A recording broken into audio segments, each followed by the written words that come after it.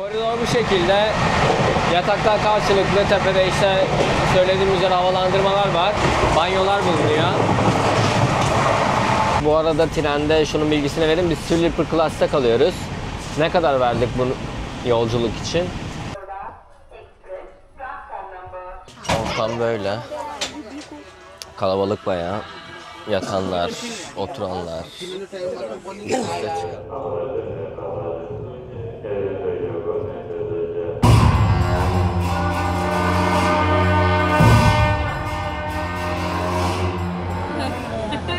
Girişte böyle şey yaptılar. Çok yoğun bir kalabalık var. İçinde bulunduğumuz dönemden dolayı. Yabancıların girmesi yasak aslında. Ben çipten kurtardığım için girebildim içeriye.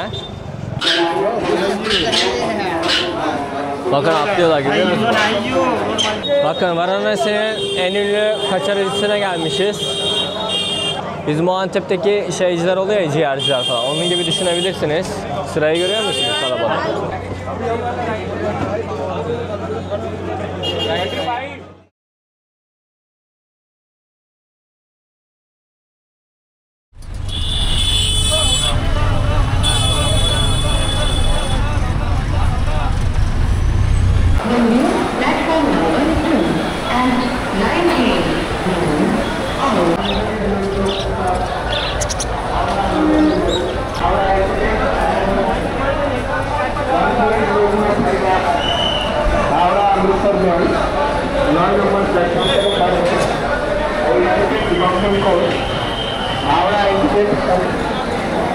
দাদা এটা কোন গাড়ি? S3.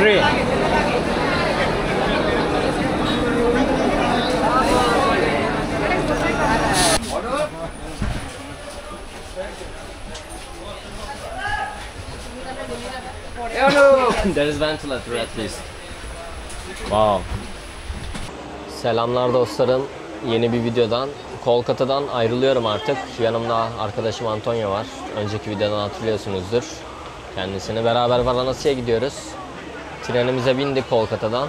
Artık Kolkata'da bize ayrılan sürenin sonuna geldik. Burada yaklaşık bir 8-9 gün kaldım ben. Tren bileti bulmakta zorluk çektik biraz. Eğer Hindistan seyahati düşünen arkadaşlar varsa, yani turistlere ayrılan ya da yabancılara ayrılan diyeyim. Turistler için değil sadece bu. Sadece yabancılara ayrılan bir kota bulunuyor. Eğer yer bulamazsanız bunun büroları var. O bürolara gidersiniz. Videonun açıklamasına bırakacağım ben linkini. Tabi bu her şehirde değişiyor arkadaşlar, ofisler. Bazı büyük şehirlerde bulunuyor yani bu.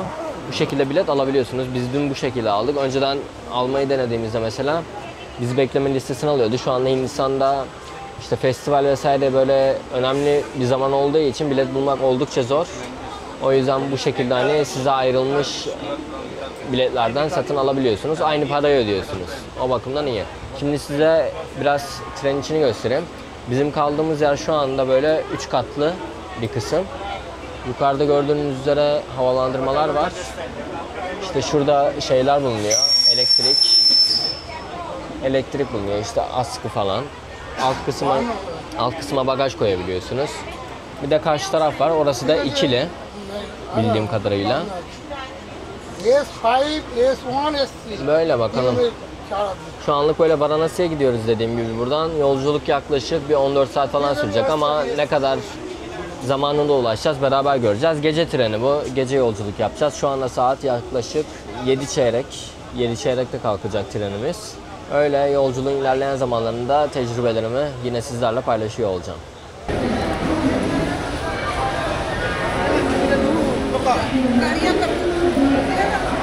Evet, hareket etti trenimiz. 1 dakika sadece vaktinden geç hareket etti. Demek ki Hindistan'da trenler anladığım kadarıyla vaktinde kalkıyor. Şöyle dışarıyı göstereyim size hafiften. Artık Kolkata'dan ayrılıyoruz dostlarım. Burada çok keyifli vakit geçirdim. Nasıl bir yer olduğunu merak ediyorsanız önceki videolarımı seyredebilirsiniz. Buradan bayağı bir video çekmiştim. Herhalde bugün biraz gürültülü bir gece bizi bekliyor gibi bir şey. Şu andan anladığım kadarıyla. Ortamımız böyle şu anlık. Koltuğu olmayanlar falan da böyle oturuyorlar. Herkes şey yapıyor yani, paylaşıyor. Bakalım. İlerleyen saatlerde güncellemeleri yaparım yine.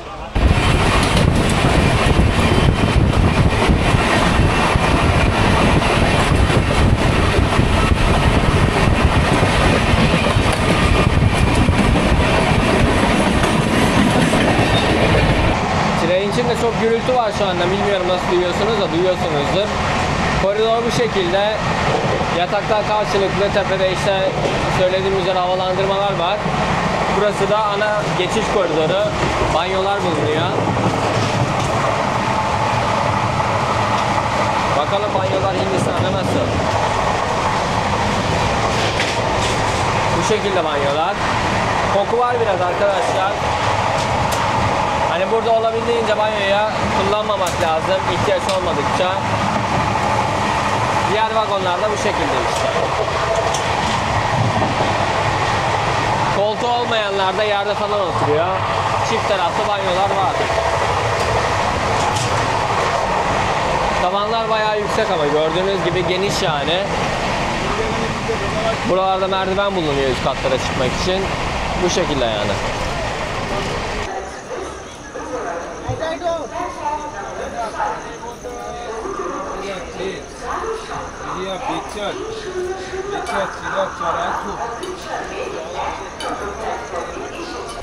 अंडा बिरयानी वेज biryani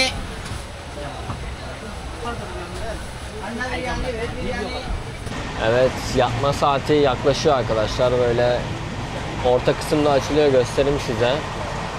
Yatmaya başlayanlar oldu. Işık falan da kapattık böyle. Biz de birazdan yatış moduna geçeriz. Bu arada trende şunun bilgisini vereyim. Biz Sleeper Class'ta kalıyoruz. Ne kadar verdik bu yolculuk için? 14 saatlik yolculuk için 600 rupi falan ödedik. O da işte aşağı yukarı $6,5 civarına falan denk geliyor. Böyle birazdan biz de açacağız işte. Yatış moduna geçeriz yavaştan. Battaniye falan, çarşaf, yastık hiçbir şey vermiyorlar. Bizim bulunduğum klas için en ucuz klaslardan bir tanesi bu. Hatta bu yani yataklı olan en ucuzu bu. Birinci sınıftan falan alırsanız eğer daha fazla para ödüyorsunuz ama o tür şeyleri de veriyorlar diye biliyorum. O yüzden tercih size kalmış yani ben bilgisini vereyim. Tercih size kalmış.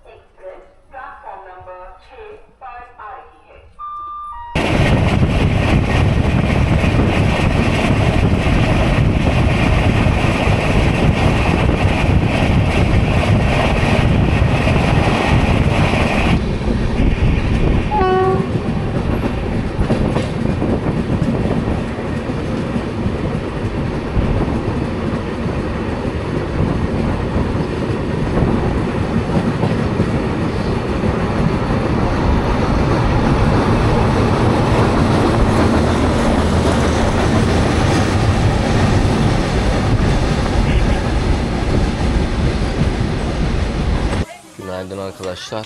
Sabaha ettik. İstasyona geldik, şimdi duruyoruz. Ortam böyle. Kalabalık bayağı. Yatanlar, oturanlar, üste çıkanlar, herkes var yani. Beklediğimden iyi geçti ama yolculuk, onu söyleyebilirim. Rahattık yani, uyuyabildik. Fena değildi. Ay. Az bir yolumuz kaldı. Tren hızlı gidiyor ya bu arada, hani burada yüksek hızlı tren de varmış da bu rotada var mı bilmiyorum. Bazı trenlerin hızı değişebiliyor, durak sayısı falan da değişebiliyor. Bu bizim gittiğimiz tren iyi gidiyor yani.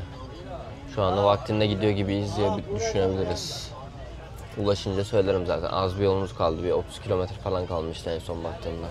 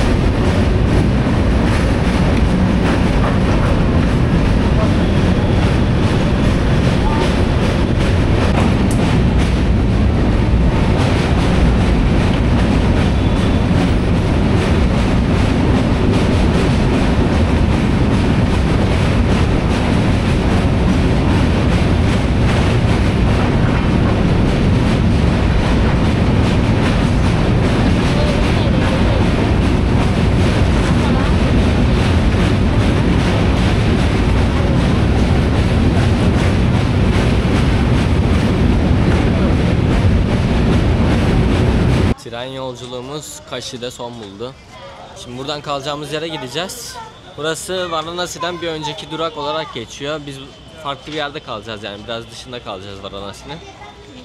Sonrasında oraya geçeceğiz. Güzel ya, beklediğimden iyi geçti tren yolculuğu. Onu söyleyebilirim. Daha kalabalık, daha kötü koşullar bekliyordum. Beklentimin üstünde geçti. Bakın şu anda tren istasyonunda bile yoğun bir koku var. Tahmin ediyorsunuzdur belki. Bakalım, artık göreceğiz.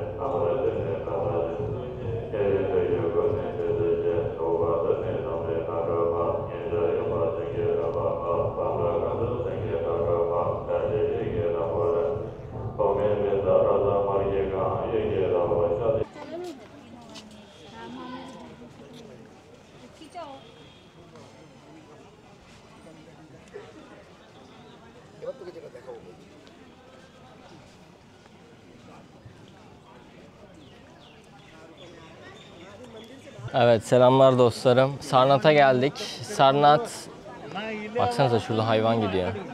Sarnat, Budistler için çok önemli bir yer olarak geçiyor. Hatta burası işte Hindistan'daki en önemli 4 hac yerinden bir tanesi olarak geçiyor. Burası arkadaşlar Buda'nın ilk vaaz verdiği yer olarak kabul ediliyor. Arkadaşlarına, öğretilerine aydınlandıktan sonra ilk aktardığı yer olarak geçiyor. Birazdan zaten şurada içeride girip göreceğiz. Bakın burada Buda Bodh Gaya'dan döndükten sonra 5 arkadaşına ilk defa işte öğretilerini gösterdiği, vaaz verdiği yer olarak, temsili olarak da işte burada 5 arkadaşını görebilirsiniz.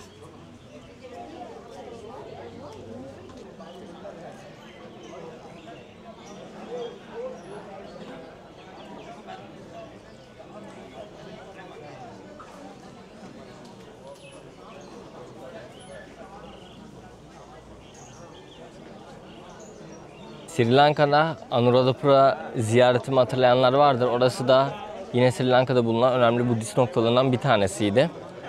Orada bir kutsal ağaç vardı. Hatırlayanlar varsa buradan götürülen bir dal oraya dikilerek dünyanın en eski yapay ağacı elde edilmişti. O ağaç işte buradan gidiyor arkadaşlar. Burası da Maha Bodhi olarak geçiyor. Sarnath gerçekten de Budistler için çok önemli bir yer. Diğer Budist ülkelerinde burada temple'ları bulunuyor, tapınakları bulunuyor birçok ülkenin. Herhalde 20 miydi 40 mıydı artık bizim hostelin sahibi öyle bir şeyler söylemişti ama birçok ülkenin burada tapınağını görebilirsiniz. Burası böyle bir hac merkezi olarak geçiyor, onu söyleyebilirim. Burada çarkları çevire çevire mesela ağacın etrafında insanlar ilerliyorlar.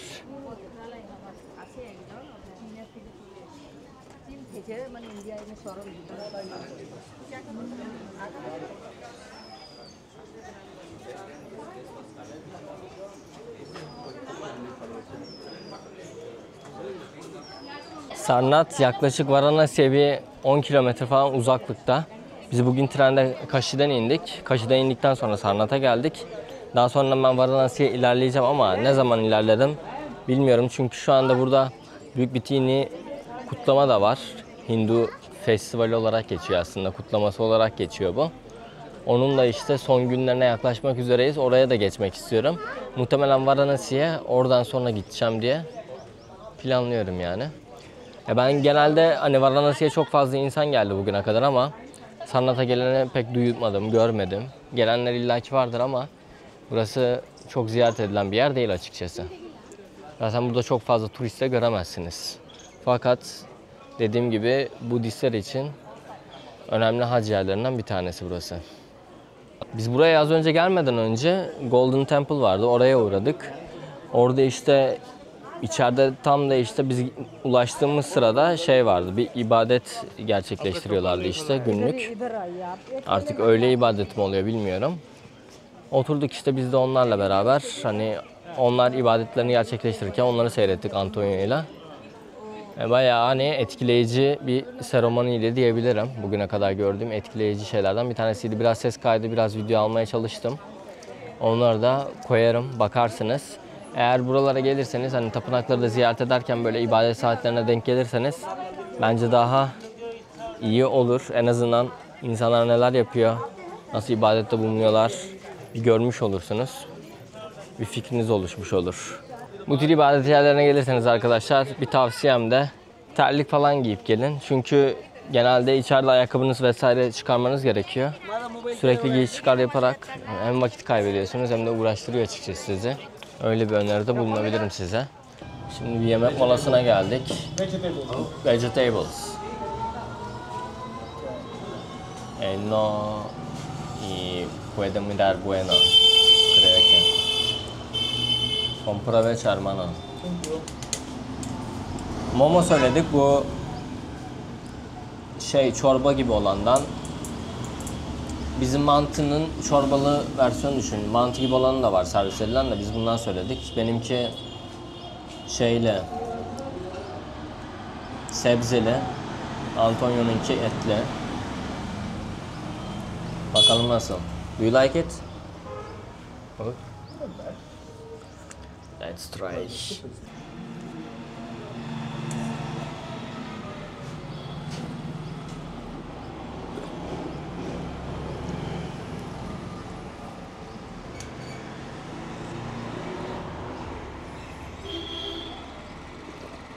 My stay is Indian hostel.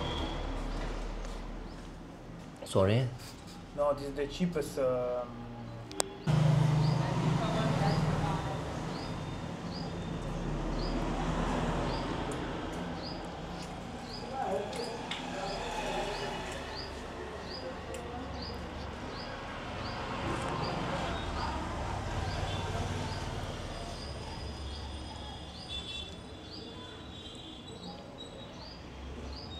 Vallahi çok iyi değil ama açım yiyeceğim yani.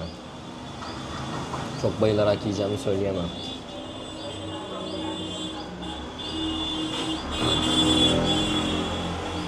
Şöyle içini göstereyim. Sebzeler var içinde. Vallahi şu an geldiğimiz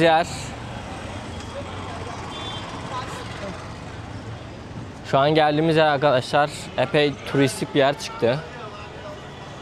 Yani turistik dediğim de böyle sırt çantalı gezginlerin geldiği turistik bir yer değil burası. Daha çok hani Budist hacıların geldiği turistik bir yer olarak düşünün burayı. Çünkü her ülkenin kendine ait temple'ı var burada, tapınağı bulunuyor. Çok fazla insan var, görüyorsunuz.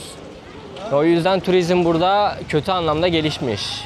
İnsanlar tembel, hizmet vermeyi sevmeden kolay para kazanmayı tercih eden insan tiplerinden diyebilirim. Az önce yediğimiz yemekten sonra çay söyledim mesela. Yemeği beğenmedim zaten.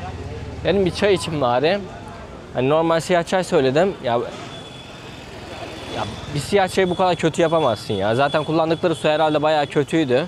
Bakın Hindistan'da sokakta yemek yedik. Lezzetli bir sürü şey yedik de hani bu kadar kötüsünü hiçbir yerde görmedim şu ana kadar. Bu da işte turizmden kaynaklı. Turizm birçok şeyi öldürüyor maalesef. Şimdi gerçek çayı içeceğiz. Hindistan çayı güzel abi. Biz farklı bir ülkenin restoranına gittik. Gittiğimiz Tibet restoranıydı. Buralarda çok macera aramaya gerek yok. Şimdi size bu kötü geliyor olabilir ama lezzetli. En azından lezzetli.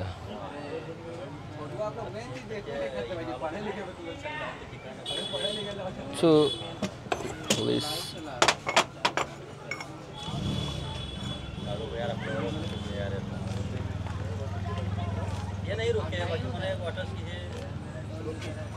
Thank you sir. Bakın görüyor musunuz çayı? Köpüklü. Sütlü çay. Toprak kapta, mis gibi. Oh. Vallahi güzel ya.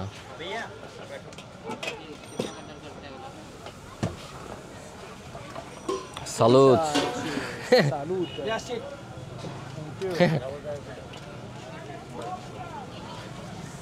Akşam yemeğini yemek için bu sefer bir Hindi restoranına geldik. Antonio ile deniyoruz yine. Ne söyledik? Thali. Special thali. İşte salata var. Chickpeas. Nohut herhalde bu. Bilmiyorum ne olduğunu. Patates. İşte sebzeli bir köre. Burada peynirli bir köri var. Şurada şeyli bir köri var. Pretty spicy, Lentil ya. but good spicy. Good spicy. Yeah, lentil.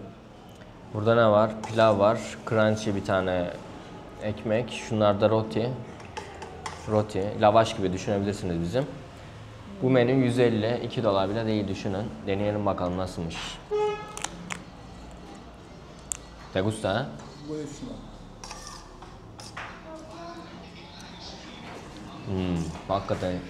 Hakikaten çok güzel.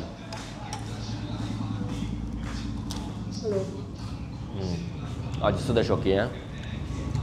Öğle yemeğinden sonraki yemekten sonra bu çok iyi geldi.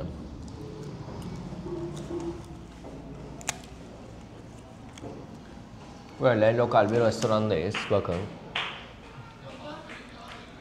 Bulunduğumuz bölgeye ait önemli hikayeler bulunuyor. Kimse de yok bizden başka.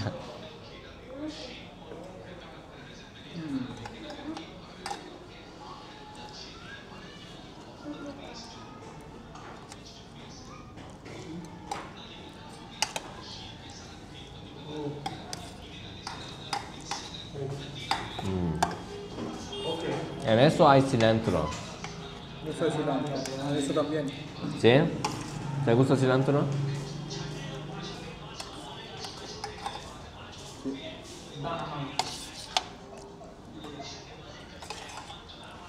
En Turquía no usamos cilantro. No usa. No tenemos cilantro. No. But this kind of cilantro. Perejil. This kind of cilantro is good. Tenemos perejil. No, en inglés, ¿cuál es la diferencia? Perejil es de... Parece cilantro, pero no es cilantro. Ajá.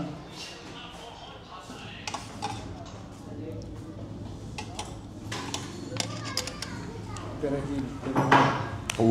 Bueno. Hacémoslo. Buonissimo. Sì, in Italy è in sud.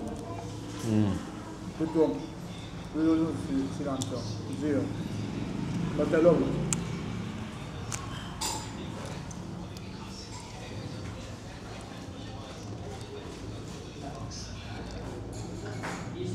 Çok aç olmayan iki kişi bu yemeği beraber yiyebilir. Öyle de büyük yani porsiyon.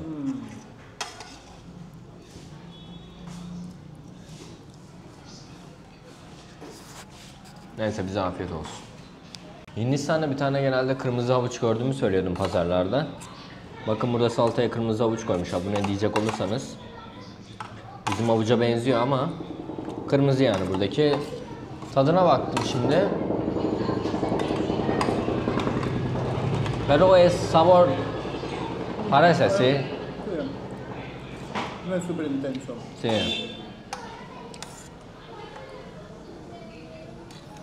Tadı aynı bizim havuç gibi. Yani çok farklı değil. Bizim havuç biraz daha böyle şey oluyor.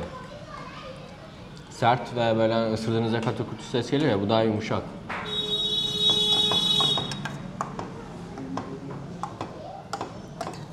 Çok lezzetli gerçekten ya. Baharatları harika kullanıyorlar. Şunlar peynir. Burada süt ürünleri fazla olmasına rağmen peynir gibi şeyleri bulmak zor. Yoğurdu sıklıkla bulabiliyorsunuz. Sütü de günlük hayatta çok tüketiliyor ve kullanılıyor ama peynir çok fazla yok buralarda. Selam arkadaşlar Varanasi'den. Kaldığımız hostelden Varanasi'ye geldik. Hostelde kaldığımız arkadaşlarla beraber. Buranın en önemli tapınağına doğru ilerliyoruz şu anda. Kashi Vishwanath. Şu anda saat gece 2. 3'te yapılacak günün ilk ibadeti var. Ona doğru ilerliyoruz yani. Biz girebilir miyiz bilmiyorum ama bakalım yani. Alabildiğim görüntüleri almaya çalışacağım. Oldukça etkileyici bir yer. Yani bize de çok önerdiler. O yüzden gelmeye karar verdik. Önceki gün zaten tren yolculuğumuz vardı. Bugün de çok uyuyamadık. Ama böyle şeyleri seviyoruz. Bakalım bizi neler bekliyor.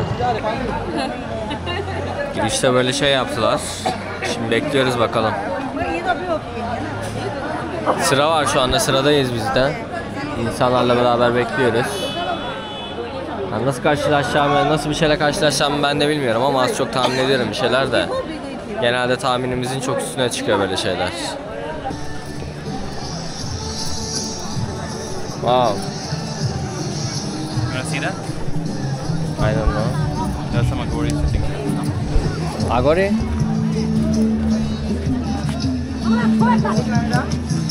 Gatların bulunduğu bölgeye geldik.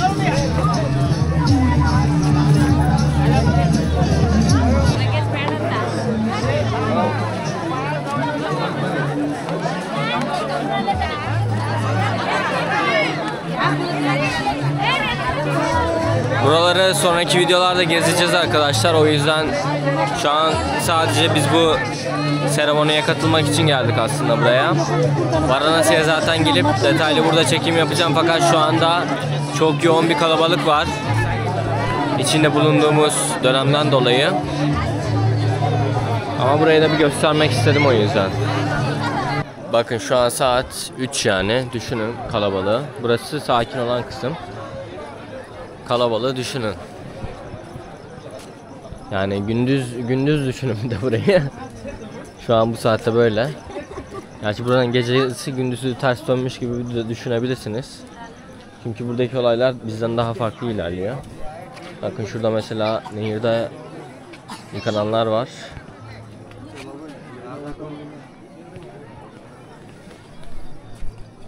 Şu an bizim geldiğimiz bölge daha sakin. Fark etmişsinizdir. Allah bir zamanlar hakikaten videolarını seyredip, belgesellerini seyredip gelmek istediğim yerlerden bir tanesindeyim. O yüzden şu anda gerçekten çok etkileyici bir an benim için.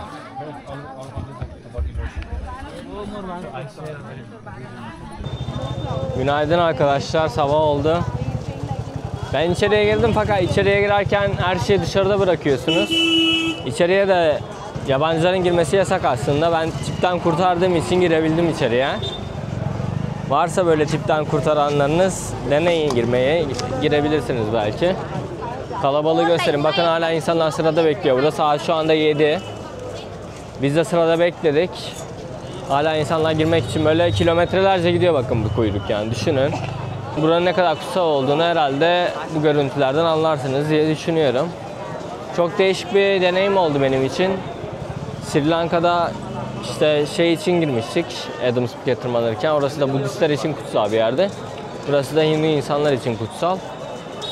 Değişik bir tecrübe daha yaşamış oldum. Tabii sizinle bunu hani paylaşamıyorum fakat belki kendiniz denerseniz anlayabilirsiniz. Yani insanlarla beraber o anları paylaşmak güzel oluyor açıkçası. Seviyorum. Benim için güzel bir deneyim oldu yani. Bakın hala sıra var, görüyor musunuz? Şimdi sabah oldu artık. Biraz buralarda takılırız, sonra döneriz. Uykusuz hepimiz yani. Sabahladık diyebiliriz. Sırada beklerken biraz zor oluyor çünkü adım adım ilerliyorsunuz. Bu dışarıda gördüğünüz sıradan daha yavaş ilerliyor içeride. Çünkü içeride insanın yani girebilecek kalabalık sınırlı. O yüzden içerideki o kalabalığın bitmesi bekleniyor. Sonra işte başkaları çıkıyor dışarıya. Öyle giriliyor yani. Güzel bir deneyim oldu benim için. Şimdi bir yerlere gidiyoruz. Bir şeyler deneyeceğiz sanırım. Gösteririm onları da size. Maymunun yavrusu düştü bakın. Geldiler böyle almaya da. Bakın atlıyorlar, görüyor musunuz?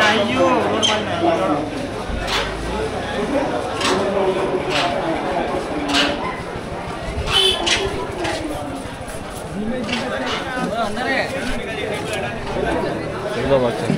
Ağzı burnu kanamış abi. Bakın Varanasi'nin en ünlü kaçar ilçesine gelmişiz. Saat 7'de açılıyormuş burası, 9.30'da kapanıyormuş. Bizim o Antep'teki şeyciler oluyor ya, ciğerciler falan. Onun gibi düşünebilirsiniz. Sırayı görüyor musunuz kalabalık? Kendin? Bahadır. Bahadır. Yine subscriber oluyor.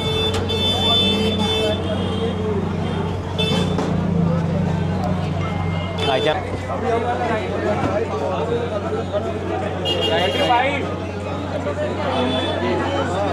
भैया भैया 32 नंबर नहीं है क्या? ओ भाई 32 नंबर क्या हुआ? भैया Bakın, tabak bu şekilde hazırlanıyor. बोलते जा उसको तब देगा टाइम होगा सबको दे दिया Evet, siparişlerimiz geldi arkadaşlar. Jalebi tatlı. Bunların isimleri de işte kaçori gibi bir şeyler. Tam bilmiyorum. Bezelyeli böyle nohutlu bir şeyler. Buranın en meşhur kahvaltıcılarından bir tanesiymiş bu. Paylaşıyoruz bakalım. Farklı farklı söyledi arkadaşlar. Paylaşarak yiyeceğiz. Deneyelim bakalım nasılmış yemeklerimiz.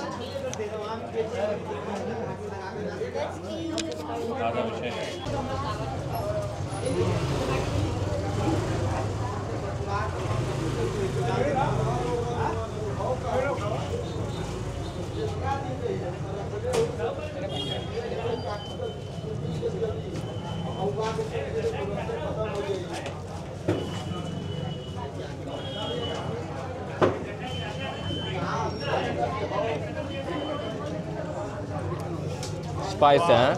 Spicy for you. they're good spicy.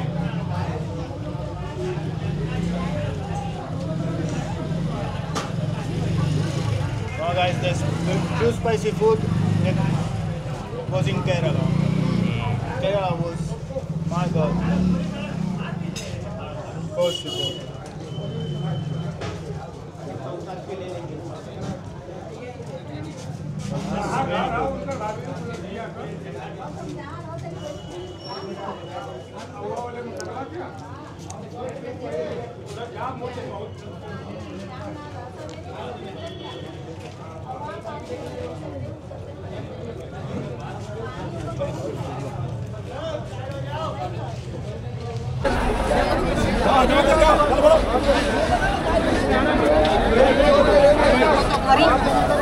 Arkadaşlar bakın gatların bulunduğu yere geldim. Yani Varanasi'yi hiç böyle kalabalık gördünüz mü bilmiyorum. Deli dehşet bir kalabalık var. Kıyamet günü gibi yani aynı. Adım atacak yer yok yani öyle düşünün. Buradaki Kumbh Mela'dan dolayı bu kalabalık. 26 Şubat'ta işte burada Shivaratri kutlanıyor. O yüzden birçok hacı adayı buraya geliyor arkadaşlar. Buraları ziyaret ediyor. O yüzden böyle yoğun bir kalabalık var yani. Yani bu video artık benim hani çok fazla artık anlatacağım, göstereceğim bir şey yok çünkü buraları daha sonra detaylı gezeceğiz. Bu videoluk bu kadar diyorum. Sonraki videoda görüşmek üzere. Varanasi'den hepinize selamlar.